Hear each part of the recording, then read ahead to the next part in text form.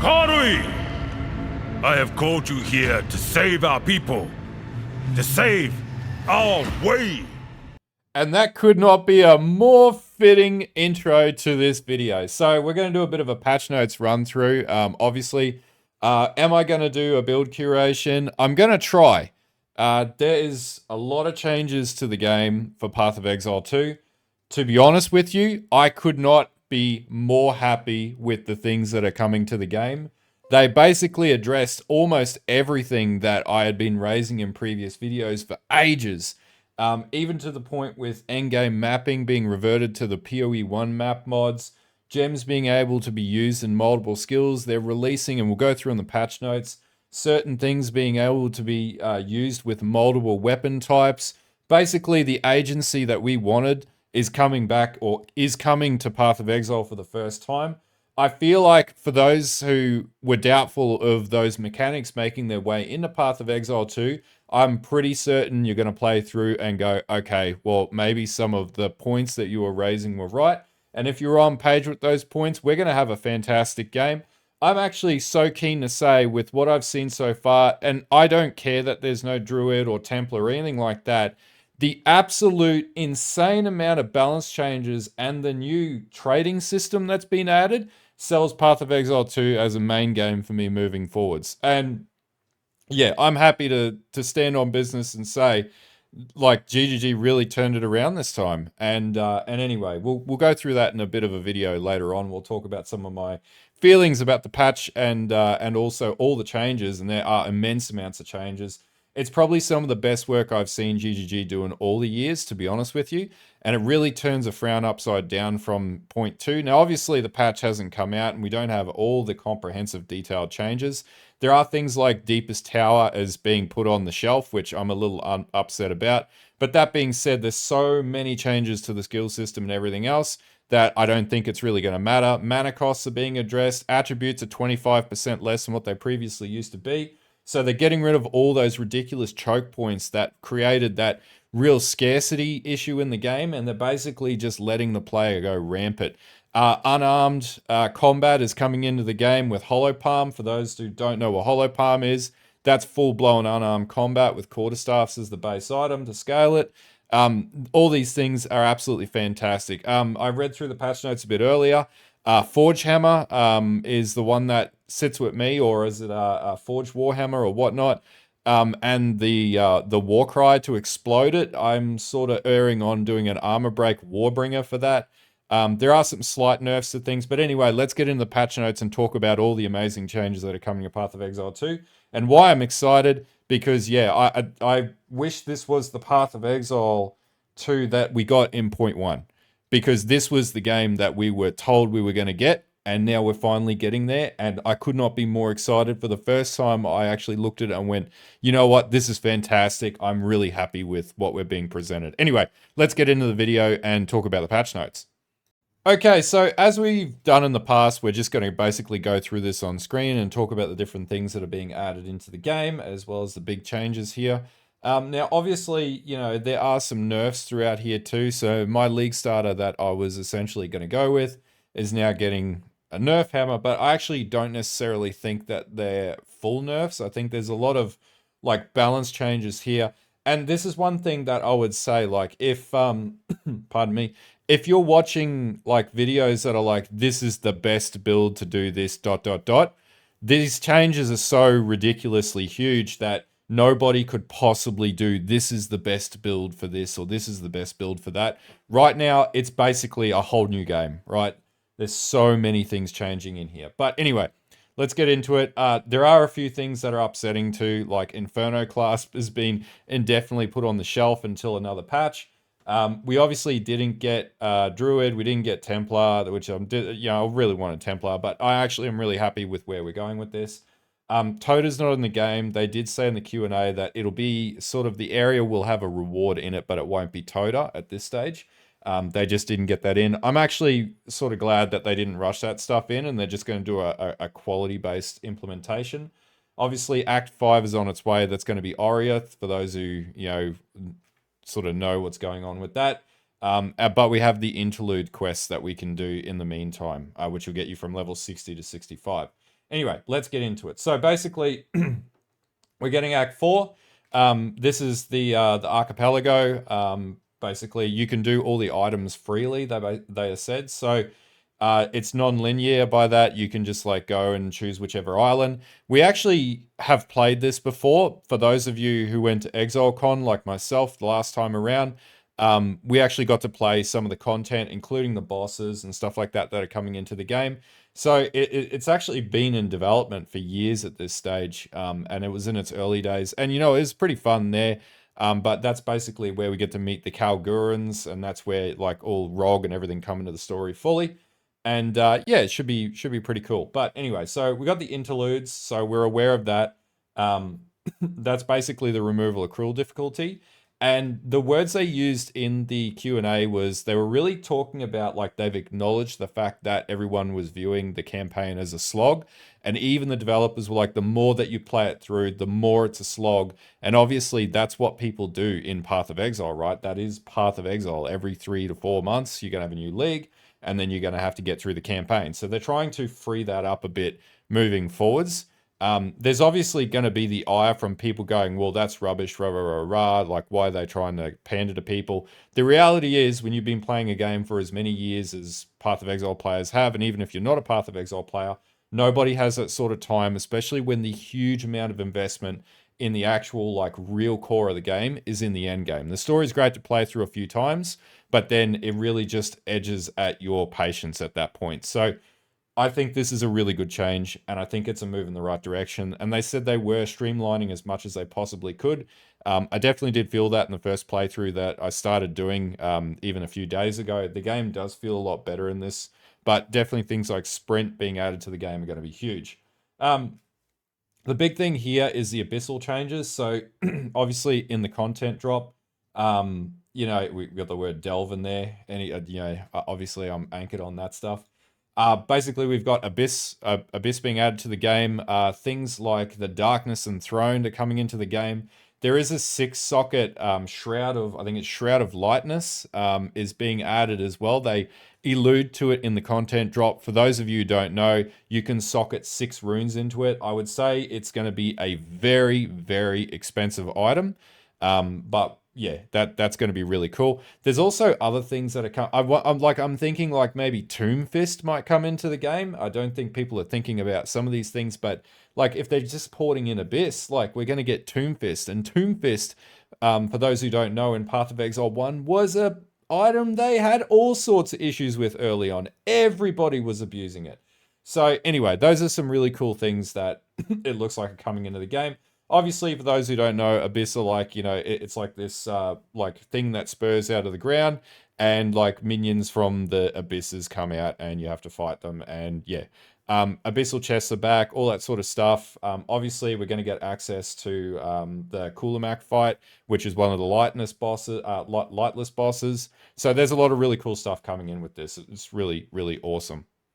Okay, so major character overhauls, and this is the big balance. So this is an absolutely ridiculous amount of balance in here. So support gems in the area, support gems are an area that got the most major changes in this core design. So this is why they didn't rush other content. And look, I agree with this position that it just did not make sense to have one support gem. And I think what they found was that you could not like scale that easily. That you weren't like their initial sell was you're going to be able to have a different support gem of all different types, and they realized that if they add too many support gems into the game, it's not going to make sense and it's just going to be too difficult. This was a really good medium. This is like a Path of Exile 1.5 change, to be honest with you, and it's fantastic and I love it. One of the major issues is the limitation of only having one support gem for each type of character. They didn't want builds to just be using the 5 most powerful supports on every skill. But they also wanted to encourage you to combo your abilities. We're removing the restrictions of having one of each support per character. You can use as many copies as you like. This is basically just Path of Exile Path of Exile 1 brain, and it's fantastic because this was one of the things that makes PoE 1 amazing in the skill system, and they're basically enabling it for PoE 2. This is going to make some real build enabling stuff happen. It's fantastic. Many supports have multiple tiers as you progress through the game, providing different stat values, additional stats, or perhaps working a bit differently to their lower tier counterparts. This is actually similar to Awaken Gems for PoE 1 players. So they get in the higher tiers and they have different abilities, or like the the Trathian skill gems and things like that. Due to these changes, many existing supports, which will now be tier 1 for cases where multiple tiers now exist, have received small numerical balance changes, and the effects of some support gems have been combined into a single gem. They did compress everything down.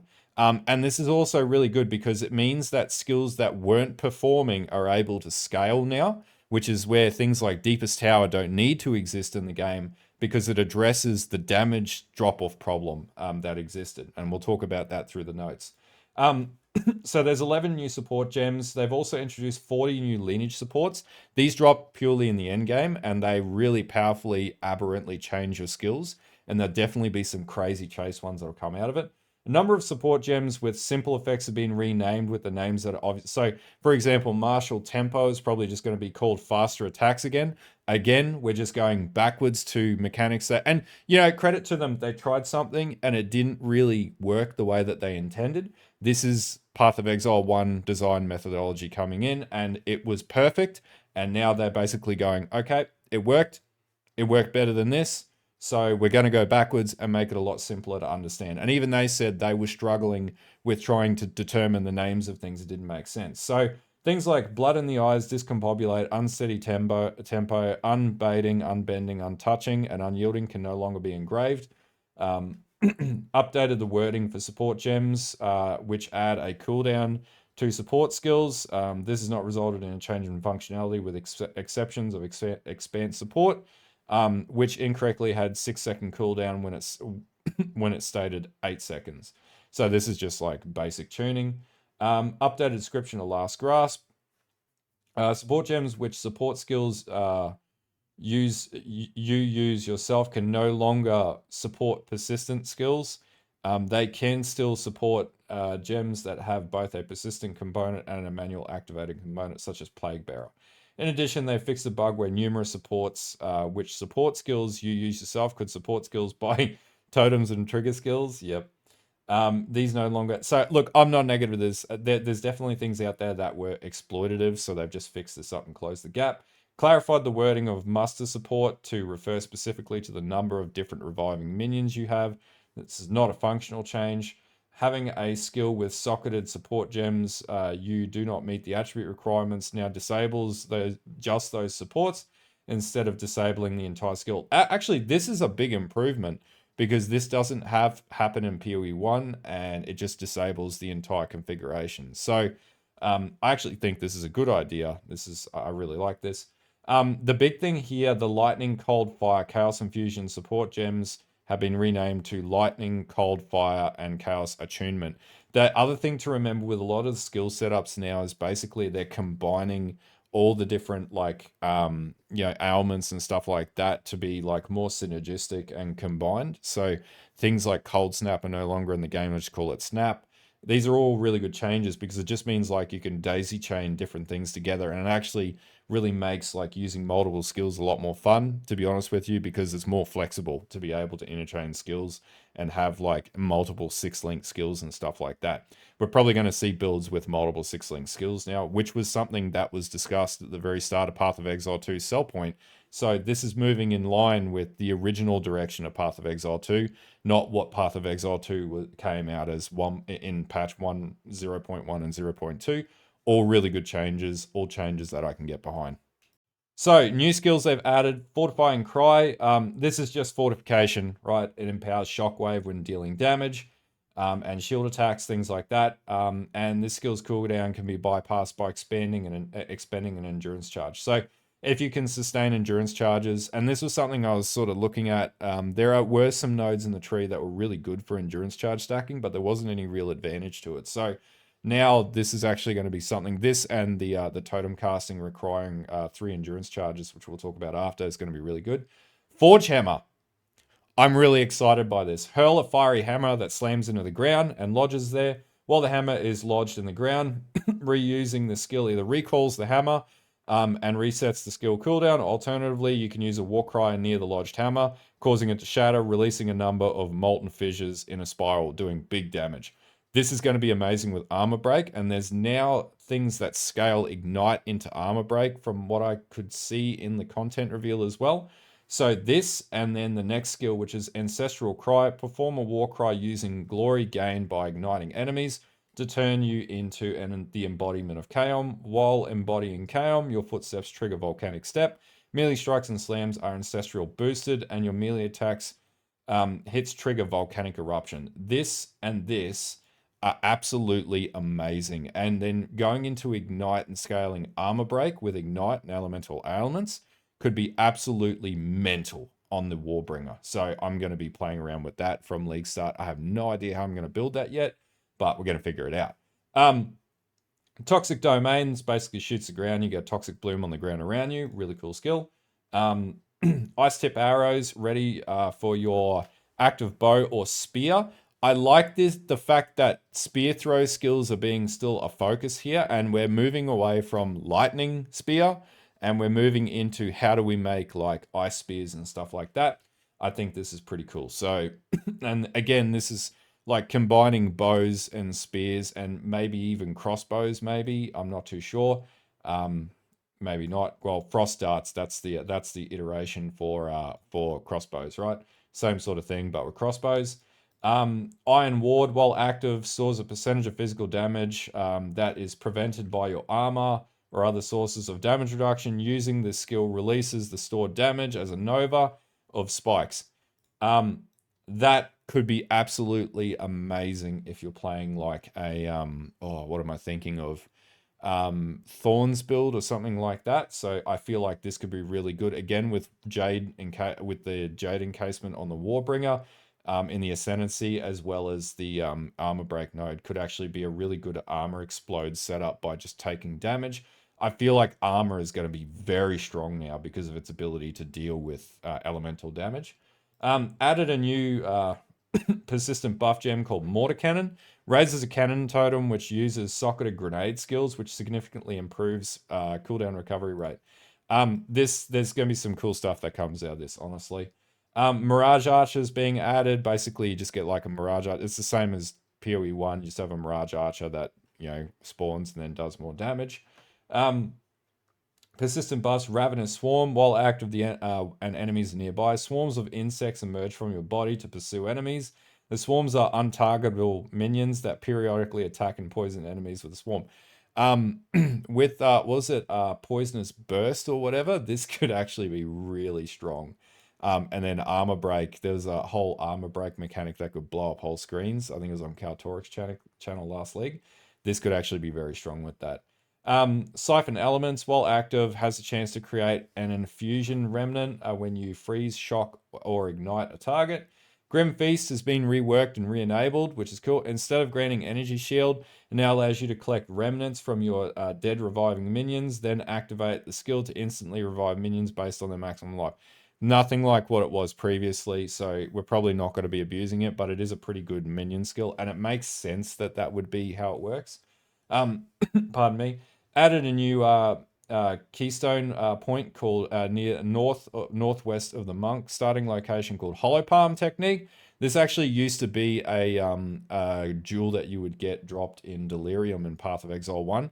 Basically, it allows you to use a quarterstaff attack while unarmed and grants those attacks additional benefits while used unarmed. So the thing here is you can't use a shield and you can't use a weapon, and I would assume that you can't use gloves either, because that's how it works in PoE 1, though I'm not clear on that yet. If that is the case, then basically things like Hands of Wisdom and action won't be a thing to stack attributes, so you'll have to come up with a better way of dealing with it. Actually, no, that's not true, because Thunder Fist works with this, so it does work with gloves. So we can basically rule in you would be able to use gloves with this. So it's just no shield and no weapon, which is arguably a lot better. Added a new passive near the Witch and Sorcerer starting location called Ritual Cadence. Changes your invocations to trigger skills every 2 seconds instead of all at once, but triggered skills consume less energy. There's probably going to be like an auto bomber setup with this, to be honest with you. Or something that could auto bomb with this, because there's so many things to do that could auto bomb now. Basically, so the next one is Black Flame Covenant. This is just basically the Black Flame ring being added into the tree. So it converts your fire damage to chaos damage, and this damage contributes to ignite chance and magnitude, and ignites inflicted with fire skills deal chaos damage. So the way that you scale this is by scaling ignite, and then flat chaos damage, and then basically that then scales. It's a bit of a weird interaction, but it doesn't take much to understand.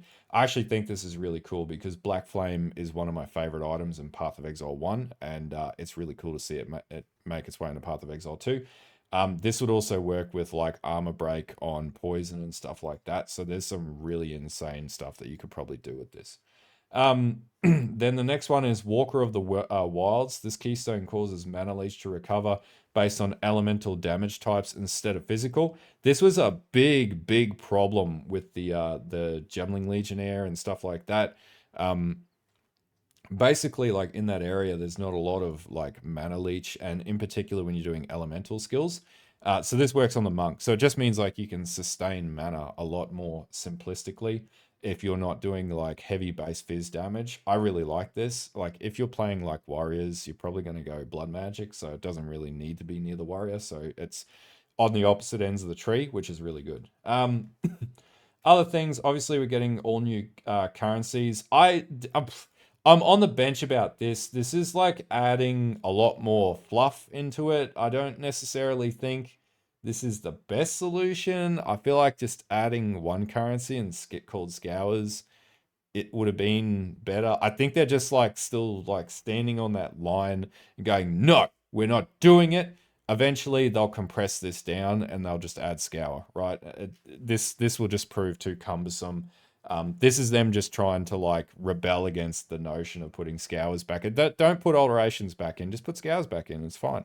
But you know, this isn't a bad thing. I reckon you'll end up with like 2 iterations that'll scale up later down the track. It's just adding unnecessary currency forms. Seems to be like we're getting more currency added into PoE 2 than was ever added into PoE 1 to address basic problems that only one currency item was going to fix, Scours. But you know what? Eventually they'll get there, right? Look, I don't care about stuff like this at this point. It's fine. I'll still use all of it. It'll be fun. You definitely make currency off of these drops, and it's more stuff that'll drop in maps anyway. And I think that might also be another thing, them padding out the drops a little bit.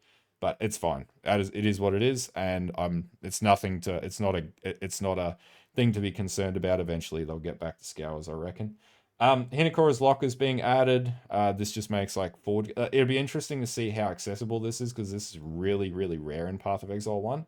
So that'll be interesting. 10 new uniques. I feel like Face Breakers might be coming into the game, but maybe not. I'm definitely keen to play a Thunder Fist monk. That like as soon as you put unarmed in the game, I'm excited about it. But then maybe a flaming Thunder Fist like warrior could also be really cool. Using stun.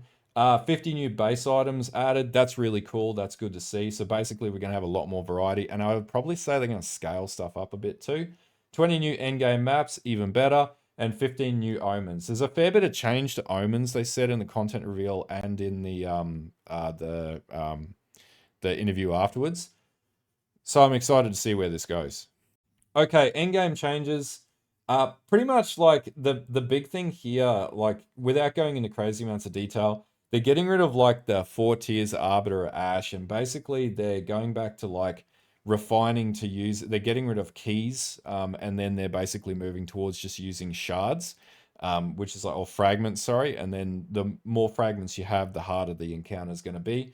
I actually think this isn't a bad thing. And it means like they did make a really good point. Like people weren't doing the pinnacle content, even though you don't lose XP anymore with it, because like it was just more profitable to sell it, right? The exception is Arbiter still requires the fragments, so that's still going to be something we'll farm in the distances. But that's basically where you have this. The big thing here is like it's promoting you to want to play that content earlier on to push your character up and farm it. And I don't necessarily think that's a bad thing because it just means you got to interact with the content more than just sitting in the market trade house. So I think that's good. Basically, they've got a few things here, slaying a map boss, and like they just basically talk about changes here. A few quest changes too. Orloff, Origin of the Fall, no longer spawns in logbooks. Mysterious anomalies now appear in Atlas. Those were probably the spawned things that pop up across the Atlas. So they're trying to reduce the number of redundant waystones and maps that are in the game. Modifiers on waystones have been reworked. This is actually pretty big. So every modifier comes with a downside. Monsters deal 20% of damage as cold, yada yada yada. These mods are actually the same.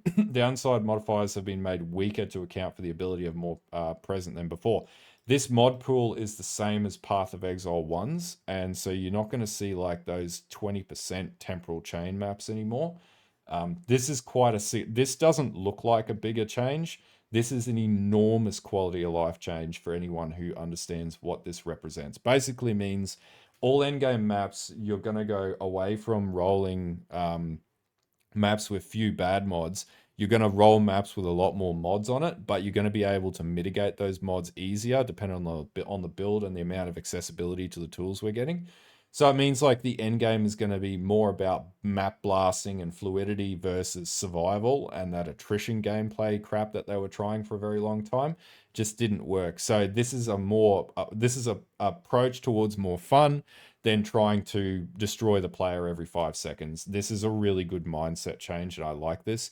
It was a fantastic system in Path of Exile 1, and it means you're going to work through your Atlas a lot quicker, and or you're going to be farming stuff a lot more fluidly, and it's going to feel a lot better, a lot more progress. You're going to see a lot more quicker progress through maps because you're not going to be hindered by ridiculous mods. Unidentified corrupted waystones can now be used to access a corrupted nexus. Waystones no longer have greater than 8 modifiers when corrupted. That's fine. Items found in very high level areas that have random quality now have up to 30% quality. Quality currency still cannot apply more than 20%. That's fair game. That's the same in the first game. Items that can have maximum 2 sockets now have a very low chance of generating with 3 sockets in high tier maps, so on and so on. The Abyss map has been renamed to Marrow. Not a big change there. Okay, so we got some other things. Atlas passive changes, just some changes to the actual passive nodes. You get a lot more nodes earlier on too. I think you get like 2 nodes earlier on before you do the first set of pinnacle content for each mechanic.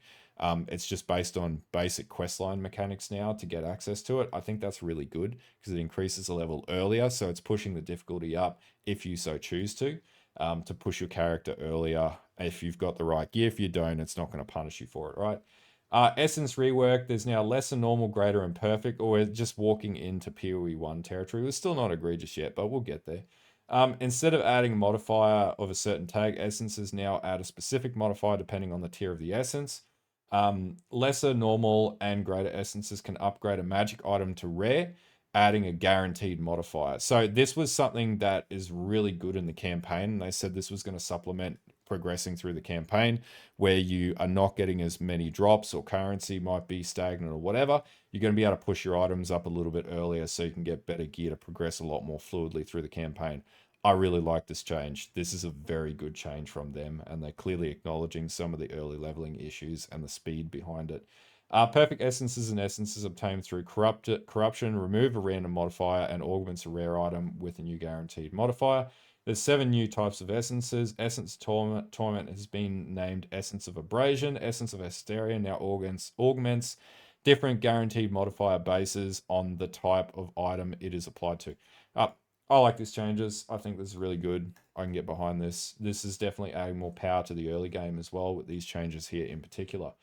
General improvements. Look, I don't really, I'm not too fussed over this stuff. This is just like changes to its Smiri. And what's really interesting is that they sort of admitted that Dawn of the Hunt wasn't really a league. It was just like a pat, or like the Asmeri spirits and wisps weren't really like a league content piece of material. It was pretty lackluster. So that, look, they admitted that too in the Q&A at the very end. Omens can now stack with a maximum stack size of 10. That's fantastic. All But Chance has new 3D art. Don't really care about that, but it's pretty cool either way. I'll take it. Uncut skills, supports, and reservation gems can now be traded through the currency exchange. It's actually pretty cool because, if it's uncut skills, yeah, it's pretty cool because then you don't have to manually buy it if you need it. NVIDIA Reflex has been re-enabled. Party members can no longer fruitlessly attempt to open expedition portals. I wasn't aware of that, but you know, I don't play in parties, so yeah. Okay, biggies here. So player changes. So obviously, when you hold down the dodge roll button now, your character can sprint after you roll. It has no limitations, so it doesn't have a stamina system like D2. I'm on the bench about this. I don't even know if I'll use it. If there's enough mobility in the game and that you can make builds powerful enough, I don't necessarily think I'll use it, but there's probably tons of people that will. So, uh, yeah, primary purpose of this sprint feature is to make a navigating areas faster when out of combat. Though if you do take a hit while sprinting, you fall to the ground. It's fair game. And that'd be interesting to see how that works with armor, because it would make more sense. The more armor, the less chance you would have to fall to the ground. But I don't think they've done that. You can no longer socket multiple copies of the same skill gem into your main skill socket. I didn't even know that you could do that. Skills not granted by gems and skill sockets into persistent buff skill gems do not count towards the limit. You can still have multiple copies of Spectres or Tame Beasts. That makes a lot of sense. And Spectres are going to be wild this league. They got a huge buff. Attribute requirements on all equipment has been lowered, particularly in endgame. Endgame base types on average have 20 to 25% less. This is enormous. Gems, 20 to 25% less. This was a huge friction point, and they've just fixed it. Like, is it going to be absolutely perfect? Not necessarily. Is it a really good change? 100% a fantastic change, and a change towards creating way more build variety and the ability to create player agency where you can play a stupid spell build on a warrior and get away with it, right? Fire damage no longer inherently has a chance to ignite, instead inflicts flammability on the enemy based on the damage dealt. Flammability is a debuff that lasts 4 seconds and grants all fire damage against the enemy, including the hit and applied it, a chance to ignite the enemy equal to their flammability magnitude. Look, I don't think that's a bad thing. I don't think it's a huge issue. There's tons of sources of ignite in the tree. Multiple hits can stack flammability independently, meaning that a target being hit frequently or hard enough will consistently have a 100% chance to ignite. That's fine. That's absolutely fine. And then you can still scale your ignite chance too, most likely. Effects which don't hit but ignite targets as though they did, such as Incinerator or Ignited Ground, also inflict flammability. Anything that removes, consumes, or grants immunity to ignite does the same for flammability. These changes do not affect how ignite itself functions or it's calculated once it's been applied.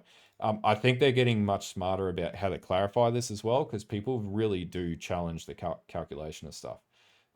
These changes also apply to any other non-fire damage types that become capable of igniting and to enemies. Some enemies deal non-ignite fire damage over time, which is not affected by these changes. Shocks now last 8 seconds to non-players by default instead of 4. That's a buff. Chill, same deal. Lasts 8 seconds. That's a buff. Overflow effect on life, mana, energy shield can now overflow the maximum by up to 1.5 times. There's slight nerf to overflow. That's fine.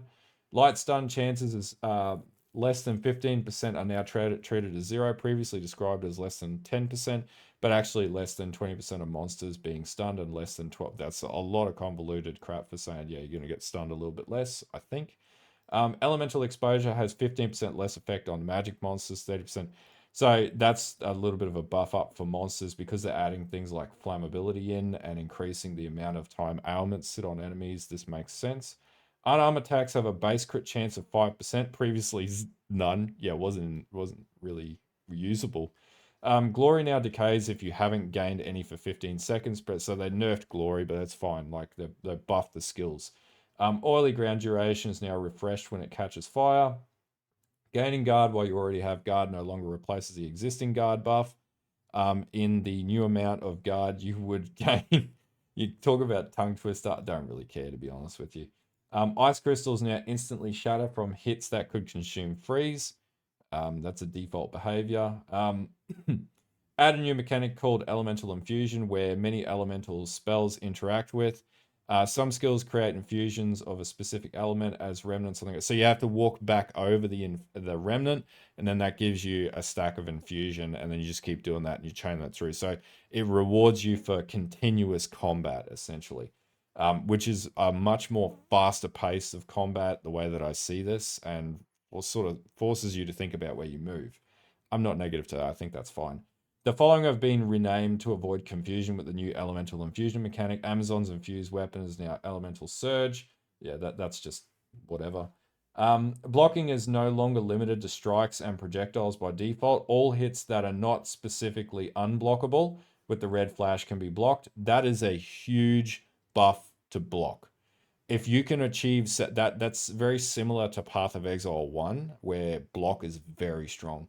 So basically, they've, as a result, reduced the amount of block that you do get.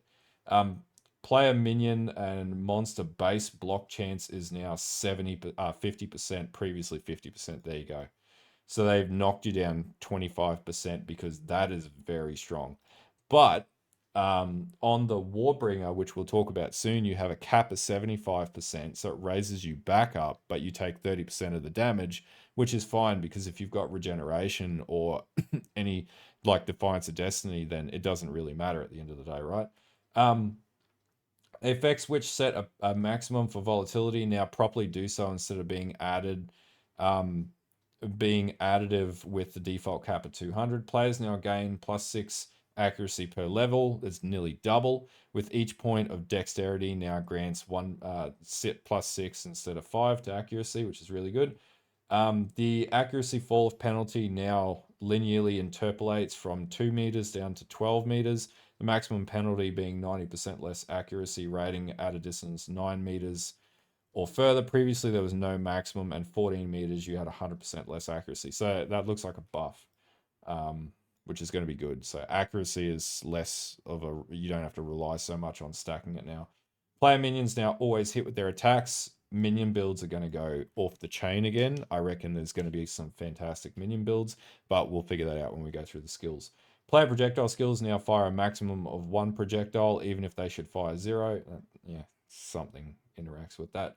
Elemental damage recouped as life and physical damage recouped as life now displays in the life section of the character panel. That's good, so it doesn't come up as like nothing. And then clarified the stun keyword that monster melee damages 33% more light stun chance and heavy stun buildup, and monster physical damage has 100% more light stun chance and heavy stun buildup. These bonuses are multiplicative with each other. Note this is purely descriptive change. Okay. All right, so the rest of it doesn't really matter. This is where we get into the meat of bone. We're talking about Ascendency Changes next. Okay, so Warbringer. You now get a maximum +1 number of summon totems. Really good. Ancestral Spirits skill granted by Ancestral Call no longer grants minions have 1% increased accuracy because they always hit now. Instead, minions from skills have 1% increased attack speed. That's really, really good. The Great Wolf's Howl notable has been removed. Warcaller's Bellow notable now provides Ignore Warcry cooldown. So Warcry, Warcries, or whatever you want to call them, shout, Warbringers, whatever, probably going to be not too bad this league. Corrupted Blood is definitely added in for Warcries too. So I'd say there's going to be some pretty good Warcry builds that are out there that are going to pop up. The Renly's Training notable passive skill now now grants gain 35% of base chance to block from equipped shields instead of shields value, previously 40%. Not as good, but it's still pretty okay. Turtle Charm notable passive skill no longer grants 25% less block chance or can block damage from all hits while shield is not raised. Instead, it now provides that you take 30% of damage from block hits with a maximum block chance of 75. Bearing in mind, block got buffed pretty massively, and 75% is huge. So if you can mitigate this 30%, that's a very strong ascendancy now. It actually makes the Warbringer probably better than the Smith of the Katava just with that alone. And the next point. Stacks of Jade granted by Jade Heritage notable passive are no longer lost when taking physical damage from a hit. That makes this insanely strong. How you lose stacks, I have no idea. But like if that stays in maps, like you're gonna be an absolute monster if you're stacking armor and block. You're just gonna be almost unkillable. You'll be killable, but you know you might be able to face tank stuff moving forwards. With I think Warbringer is going to be my new favorite ascendancy, to be honest with you. Ancestral Spirits from Ancestral Call no longer, have also been improved. They now appear faster and start attacking sooner, which is pretty cool. Ancestral Jade Hulk no longer charges. It instead uses a Warcry to buff nearby allies to have 50% increased damage, so that goes in hand with spirits.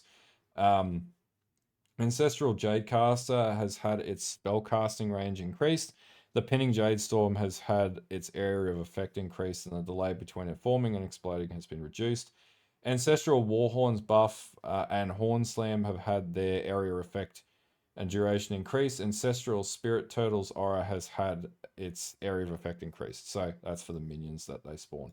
So that's like, I think this is pretty good. This Ascendancy, it's definitely much more playable.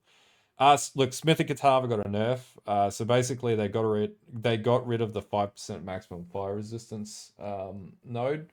Obviously, because of the changes, it makes armor very, very lucrative.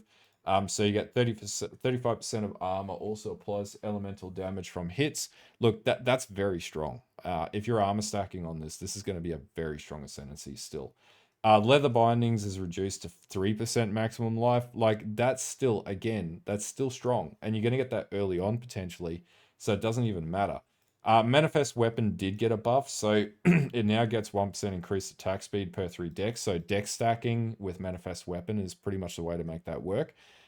Basically, that's an animate weapon build. That might actually be viable. I did test this, it just wasn't very good, but because now you can use so many support gems across everything, there's probably some good synergies that could be found here, though I'm not sure. And it counts as a minion too, I think. So scaling minions with Manifest Weapon could be really good. But how you would do that because the dex node, well, actually no, you don't. You could go through the dex nodes and go through minions. So that's actually possible to play. Small passives now grant 8% of fire res. Look, it doesn't matter because you still get double fire res anyway. So this isn't really a nerf. You had like so much fire res, it was ridiculous. So it's not a massive issue. You still get plus 75% point node, so which I usually take every time, and almost everyone takes it when they play Smith and Katava anyway. So this is a nothing burger here. And the last one, the small passive skill Pride, a living weapon, now grants 5% increased strength instead of minions deal 20% increased damage. That's a pretty good that's a pretty good change. 20% increased minion damage is not big. 5% increased strength is very big. So that's pretty good change. I like that. Gemling Legionnaire. The advanced dermatology notable passive no longer grants 30% less cost of skills, or 30%, skill gems of 30% more attribute requirement, and now grants the thaumaturgical, the names on these things, which while active causes you to passively generate a power, frenzy, or endurance charge every 8 seconds. The type of charge you generate is determined by the attribute requirements of your socketed skill gems. The higher the total strength requirement of your socketed skill gems, the more that could be good or bad. I don't really know because like it's relatively benign. 8 seconds is a long time, but it could be pretty good to keep things up and running. The gem started notable passive no longer grants you can use each type of support gem. Yeah, that makes sense because now you can use them all. It now provides that for each colored socketed gem that is most numerous, gain red hits against you have no critical damage bonus. Blue skills have 30% less cost. And green, 40% less movement speed penalty from using skills. That could actually be really good with that. That's quite usable. This is still a really lucrative ascendancy to take, in particular with all the skill gem changes and the levels of like support gems and everything. Tacticians, the cannon's ready, notable, now grants you 1+ the maximum summon totems. That's really good. The right there where you want them notable now also grants projectile damage, builds pin. So you get more pin. The polish, the gear notable, now grants gain deflection rating equal to 20% of armor, and no longer grants gain 100% of armor.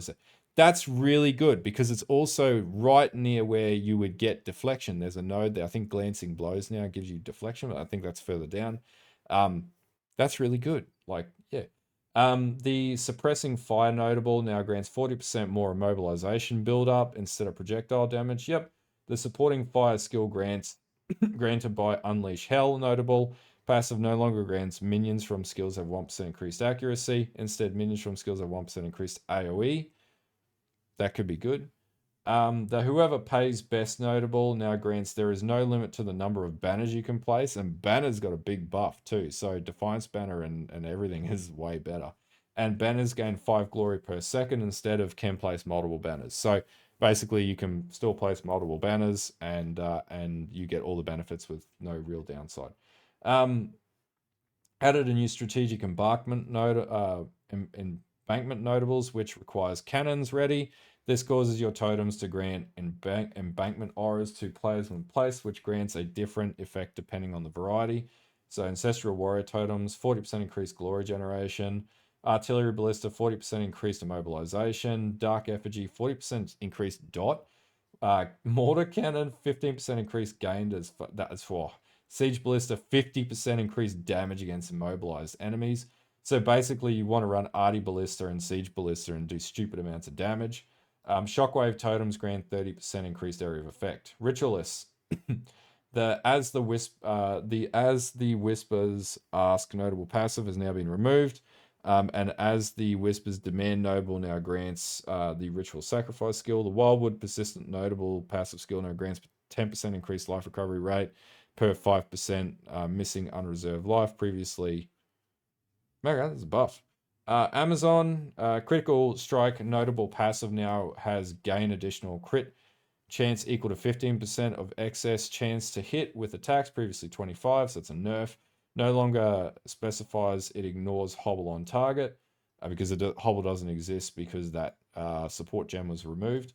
The Elemental Surge notable passive skill, previously Elemental Infusion, now grants 3 surges when consuming a power charge, frenzy charge, so that's been buffed. So Amazon actually got a buff, which is really good. Pathfinder. The Sustainable Practice is notable passive. Now grants 50% of evasion rating. Also grants elemental damage reduction. Previously 30, so that's a buff. Poisonous Concoction, granted by the Poisonous Concoction notable, has been renamed to Acidic Concoction. The concoction consumes charges from your mana flask to throw a flask that explodes, dealing physical attack damage in an area. The thrown flask consumes poison on hit to cause an acidic burst, which deals damage based on the highest expected remaining damage of the poison on the target. Acidic Concoction and Acidic Burst cannot poison. Acidic Burst deals unscalable physical damage equal to 100% of the expected remaining damage of the poison consumed. Damage of the consumed poison, and this has 30% more. I don't know what that means just yet. That's something we're going to have to test.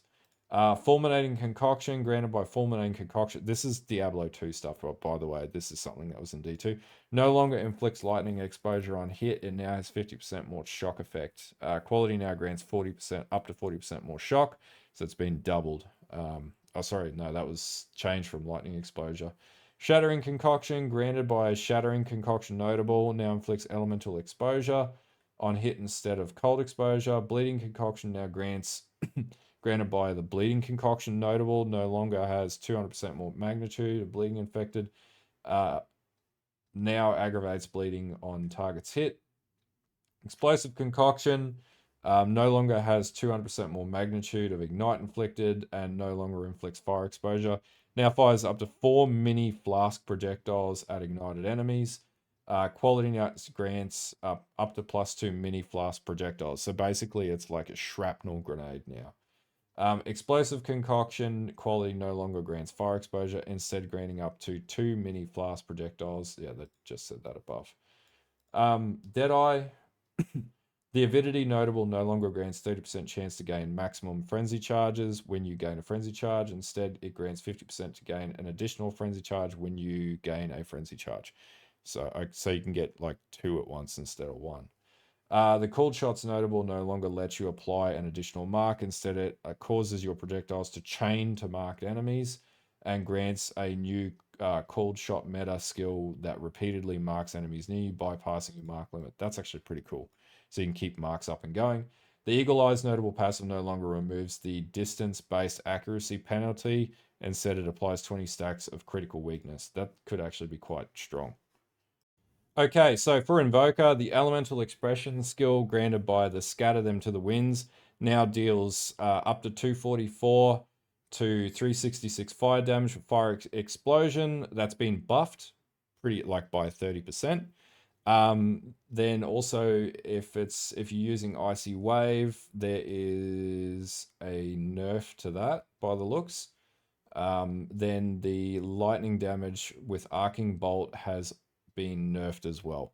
So it looks like the fire component has been increased pretty significantly, but the other elements have been reduced, which is interesting. Oh, sorry, actually, no. No, Icy Wave, that's buffed. And Lightning, actually, yeah, sorry, that's all buffed. That whole node is buffed. So it makes it more attractive to play. Base damage went up.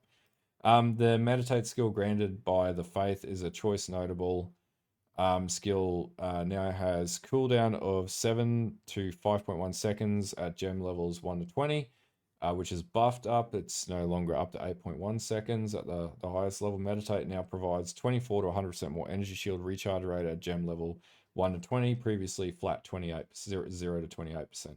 So that's actually a significantly huge buff to make it an attractive skill to actually use to like pop before you go running into a map. There's pretty big changes to the Acolyte of Chayula.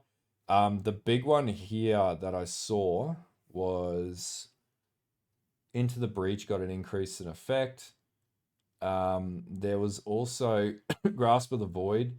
It's been renamed to Illusionary Void. It no longer requires Embrace the Darkness. It no longer provides gain 1% of chaos damage per 20 unreserved darkness, and instead grants a new skill called Void Illusion. What is Void Illusion? Okay. Inner Silence, notable passive has been renamed to Deepening Shadows and no longer grants 50% reduced darkness reservation duration. Instead grants 1% increased maximum darkness per 1% chaos res. Okay. Ravenous Doubts has been renamed to Inner Turmoil. It now grants 1 volatility on inflicting an elemental ailment and takes no damage from volatility. And then the Consuming Questions notable has been renamed to Unraveling, and it no longer grants you cannot recharge energy shield or you cannot recharge energy shield or mana leech effects. Also recover energy shield. Instead, it now grants chaos damage from hits. Also contributes to ignite chance. That's a pretty significant one. So it basically chaos damage contributes to ignite, freeze, and shock chance, changing every 2 seconds. So you basically cycle between applying different ailments by using chaos damage. Blood Mage got a bit of a change, so the Sanguine Mancy notable passive is now free to allocate straight away. Gore Spike has been buffed. A 1% increase per... No, it's been nerfed by 10 life to the 1% of critical damage. Has slightly been reduced. Because this Ascendancy was very powerful. What else we got? Nothing that really sticks out to me there. So the Open Swords notable passive has been renamed to Whispers of the Flesh and no longer grants your curses have infinite duration. Instead, now grants enemies affected by your curses have at least 15% of life reserved. So that means you basically do 15%. Like you have to worry about doing 15% less damage to kill an enemy, which technically is better. But I wasn't an expert in using Blood Mage, so I'm not sure that could actually be a bad thing for things like Hex Blast and stuff like that, if your curses have infinite durations been removed. So that may not be as good as it sounds. Infernalist, the Hellhound's been buffed, so it can ignite enemies much sooner. And Demon Form you can have up and it scales with your weapon now, which is really good. Okay, so for Lich, the Dominion over Flesh notable passive has been renamed to Incessant Cacophony. Now grants your curses have infinite duration instead of your curses can affect hexproof enemies. I don't think that's a big issue though. I think you can get hexproof by other ways. Of being able to curse hexproof enemies. Eldritch Empowerment notable no longer provides non-channeling spells cost an additional 3% of maximum energy shield. Non-channeling spell skills deal 30% more damage, etc., etc.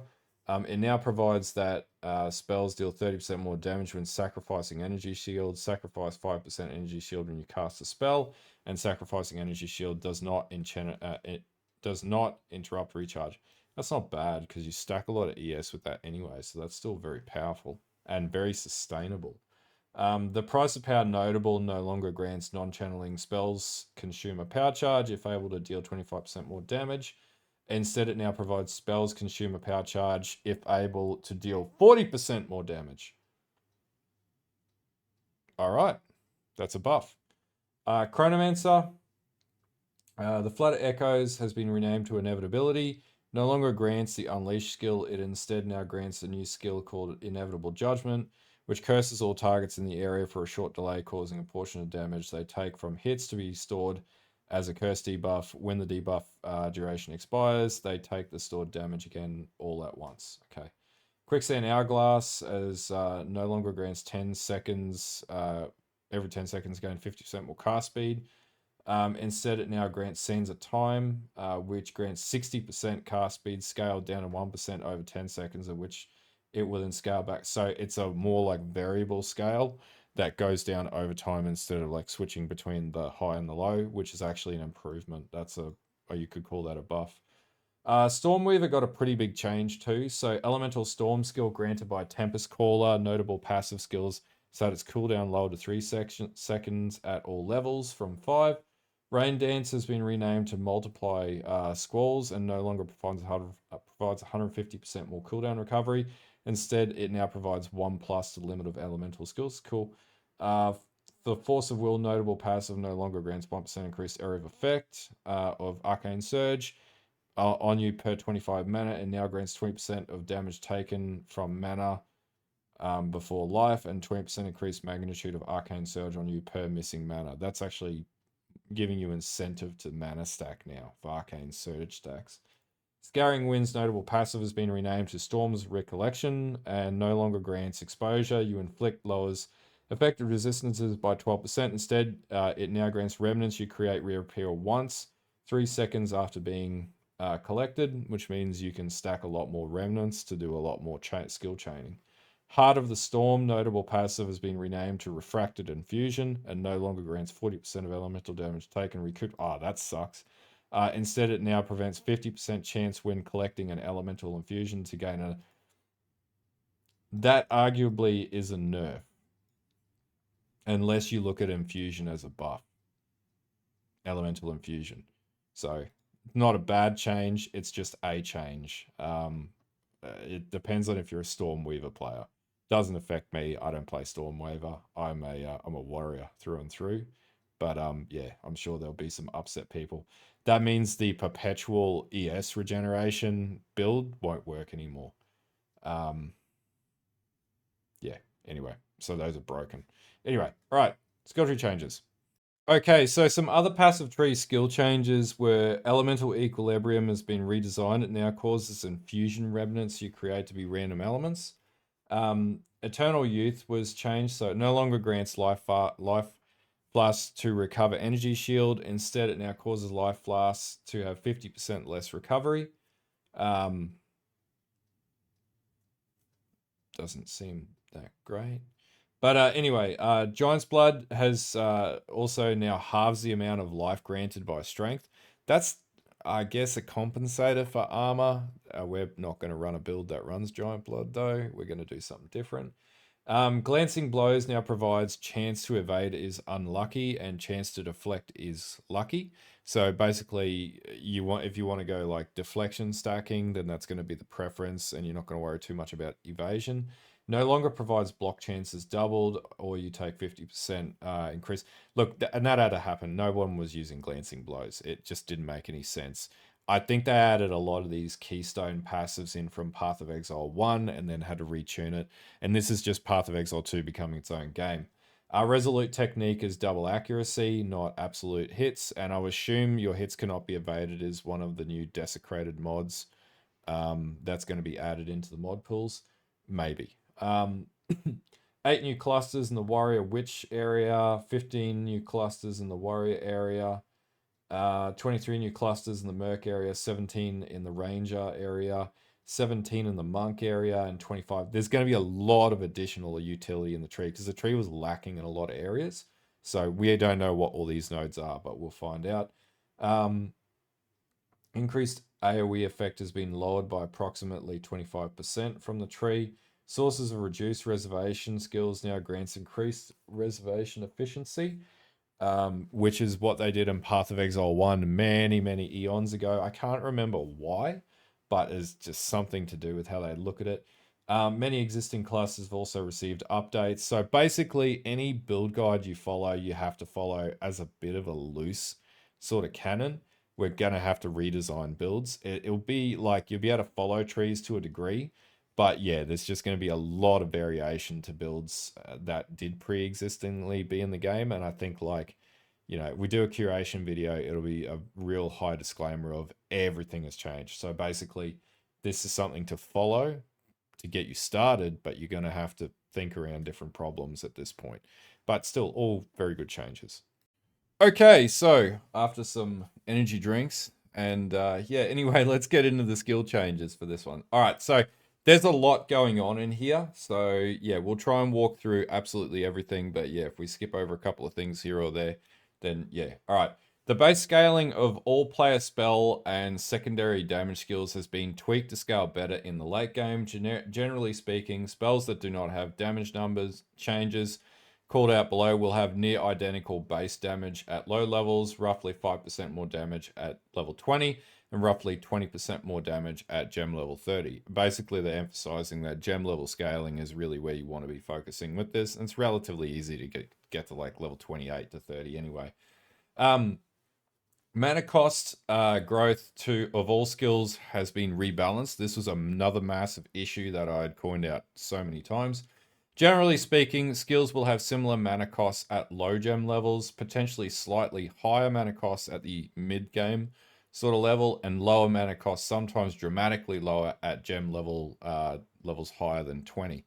So this was a massive issue when you get to the end game where like skills would just cost way more than what you could afford.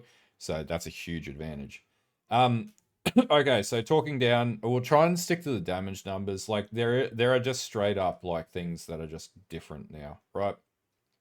So banners no longer gain valor or have any valor related stats, but instead generate glory when you attack enemies, and that'll be in the vicinity of the banner. This is actually pretty good because like a lot of the ulti skills that exist required glory, and that would just be a pain to scale up.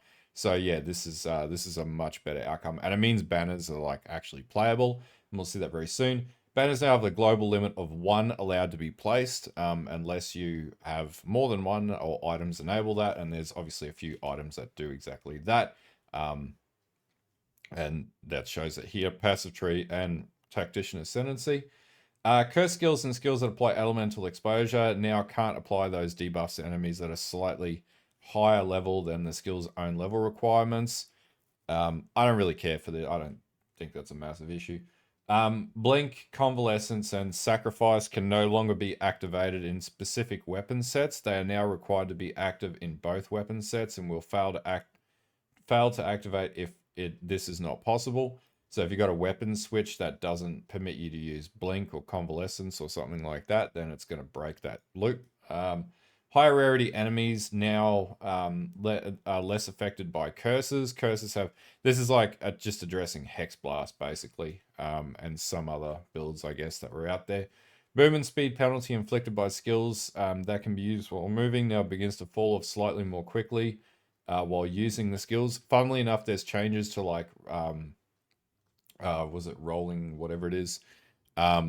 There's a lot of changes to like the wind-ups have been removed off skills too, which is good. Spirit costs of specters has been adjusted such that specters with high spirit costs are generally cheaper, while some of the cheaper specters are now more costly. Specters and tame beasts received a 25% damage buff across all gem levels. That's quite significant, so it's a quarter damage up, and if they've made other scaling changes, then that'll actually be pretty workable. Instant skills such as Unbound Avatar are now usable while on the rower mount. That's a really weird buff, but like peeps were abusing rower mount last league, so like Jesus. Mark skills are no longer spells. That makes a lot of sense. Reservation skills that had reduced reservations now increase reservation efficiency. That's a POE 1 mechanic change. It's just consistent with how they've been working with it. Killing Palm, Staggering Palm, Shattering Palm, Hand of Chayula, and Frozen Locust now deal damage based on your equipped quarterstaff. They no longer have flat added damage or additional critical strike chance. Palm skills can no longer be used without a quarterstaff equipped by default, except in the case of Hollow Palm, and that's going to be interesting to see how that actually works. Shockwave totems, ancestral warrior totems, artillery ballistas, and siege ballistas now use your equipped weapons. They no longer have their own flat damage base crit. This one's a really weird one. So, like, they've nerfed I will see it down below. They've nerfed ballistas, but technically, this is a buff. If you have a high base damage weapon, like a crossbow, then this is actually buffing this if it exceeds the initial damage scaling off of like Arty or Siege Ballista. The jury's out as to how this affects this setup, and this is why I was going to play Arty Ballista, but now I'm sort of unsure because this could either be good or could be really bad. Ancestral boosted slams now have 25% increased area of effect. That's a buff. The following skills found as inherit skills on one staves now deal approximately 12% more damage. Bone Blast, that was pretty bad. I don't think that's going to fix it, but the support gems definitely will prop it up. Chaos Bolt, Decompose, Fire Bolt, Freezing Shards, Lightning Bolt, Power Siphon, and Solar Orb. Ancestral Warrior Totems now have no limit. Socketed Mace skills now have 50% less attack speed, now requires 3 endurance charges. They mentioned that they want this treated as more of like an ultimate totem to be used, but if you can sustain the endurance charges, you can just keep popping them now. Arc is now a projectile. It no longer causes explosions against shocked enemies and is no longer a payoff skill. It now chains 6 to 9 times at gem levels 5 to 20, previously from 5 to 8. So that's a buff. It now has 50% more shock magnitude and now can consume lightning infusion to chain additional times and deal more damage. This is actually going to be quite strong. I wouldn't be surprised if this and Spark, as we go down further, have all been buffed. This is pretty cool. This is a pretty good buff. Archmage now has non-channeling spells gain 4% damage as extra lightning damage for each 100 maximum mana you have, previously 3. They're rebuffing and balancing this up. There's also more synergies in some of the ascendancies based on when you have less mana. So Archmage and mana stacking might actually be a little more viable now. Probably not perfectly, but yeah. Artillery Ballista has been renamed to Siege Ballista. Now has a duration of 8 seconds from 16, so that's a pretty big nerf. Bolt attack speed is now 25% of base, and bolts now deal 25 to 66% attack damage, previously 30 to 79. Bolt explosion radius is now 1.5 meters from 1.8. Explosion now deals a significant reduction. Quality now provides meters to a bolt explosion radius. Previous totem base attack time is 0 to negative 0.4. This is why I don't want to play Arty Ballista. This is just like too many nerfs on one skill to then take that seriously. This was a very powerful skill, like rightfully so.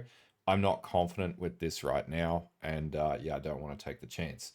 Ball Lightning can now consume fire infusion, leave a trail of ignited ground, and explode at the end of its travel. There's definitely going to be abuse of this with ignite builds potentially.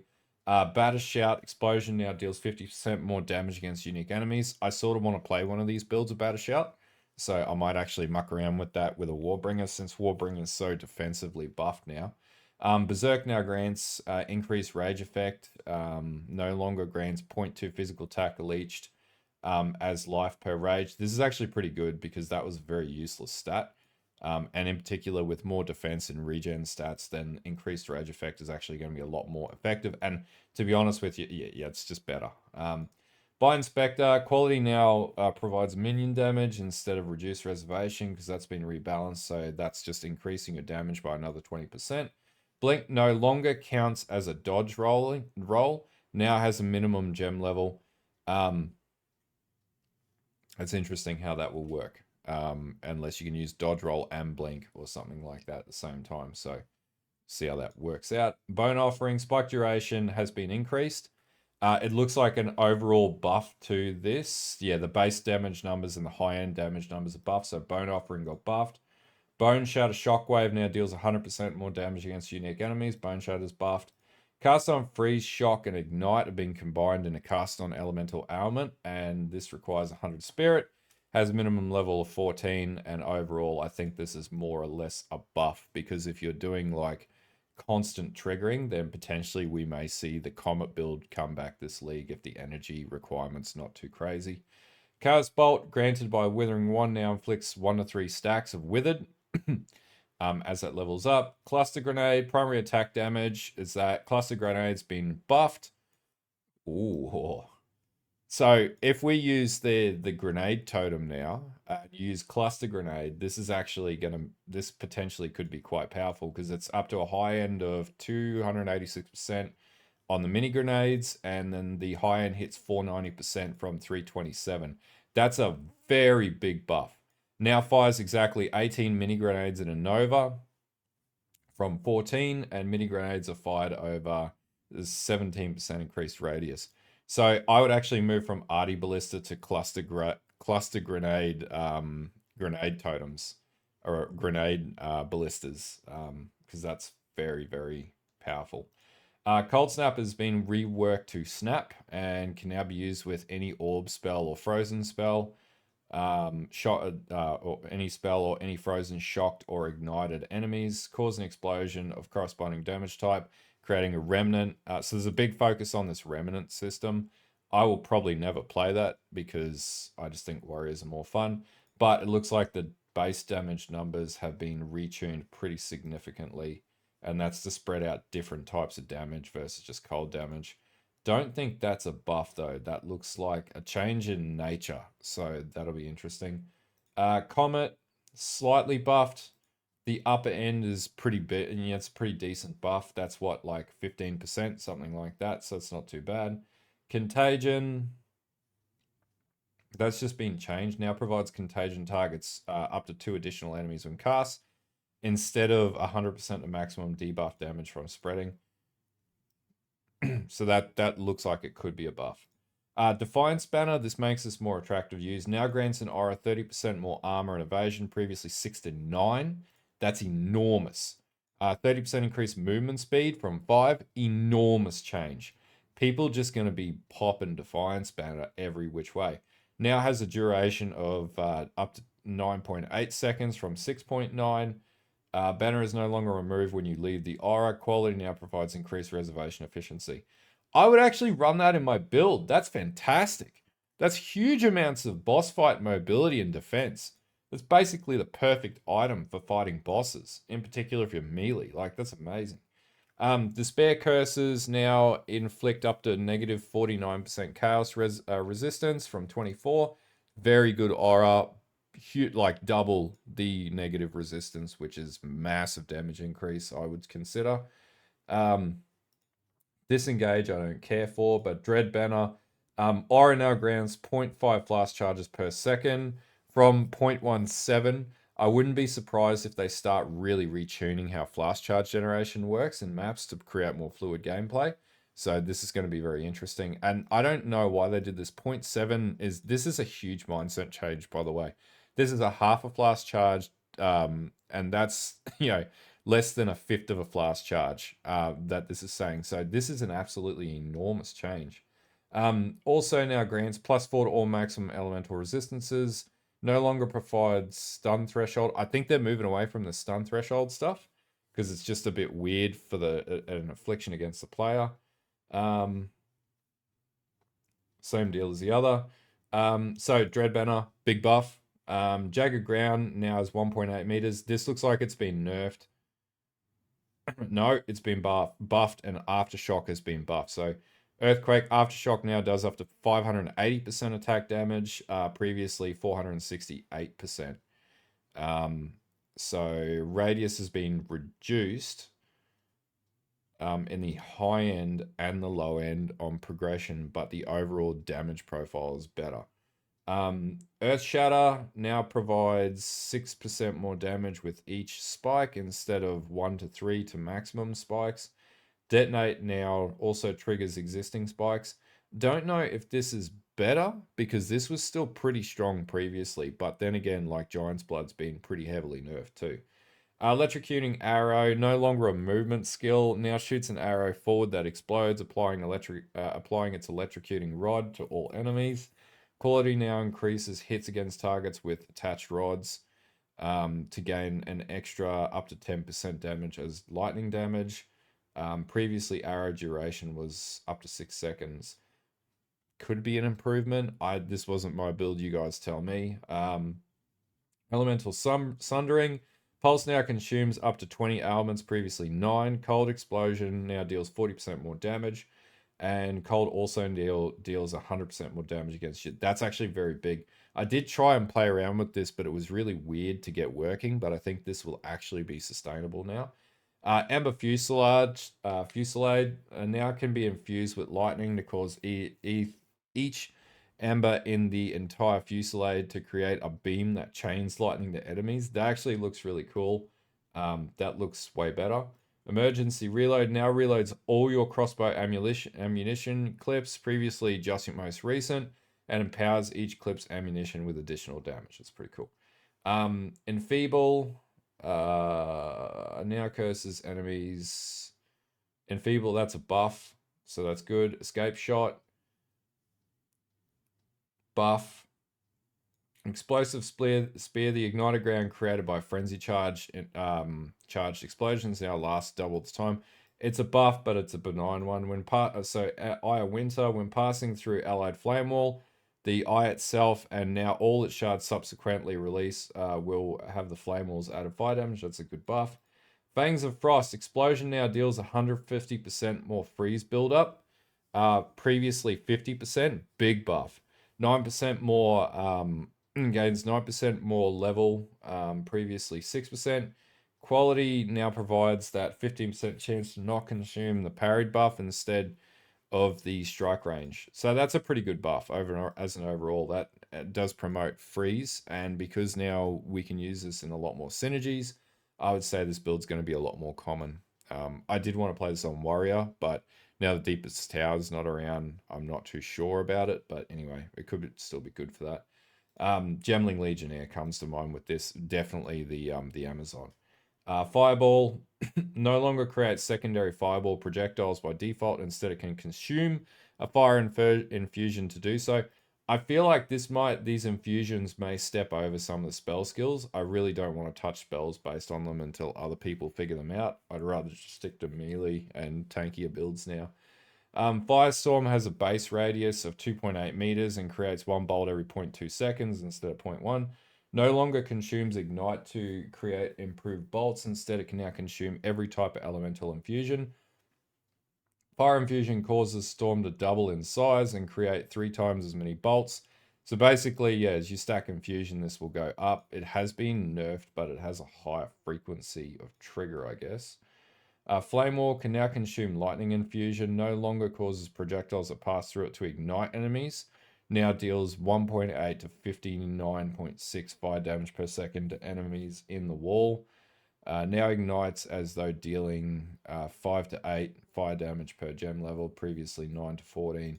I feel like this is looking like it got nerfed as a damage skill, but that's not really why it was used. It was more so used to basically summon Raging Skulls and stuff like that, as well as other synergies. So flammability, conductivity, and hypothermia have been combined into elemental weakness. Existing copies of the gems have been updated but will not receive updated item art. Fragmentation rounds. Explosion from frozen enemies now converts all physical damage to cold and will cause further explosions on any frozen enemies hit. Though this cannot propagate any further. Explosion radius is now 2 meters from 1.8. Hits against frozen enemies now have 100% more damage against uniques. That's a big buff. That's good.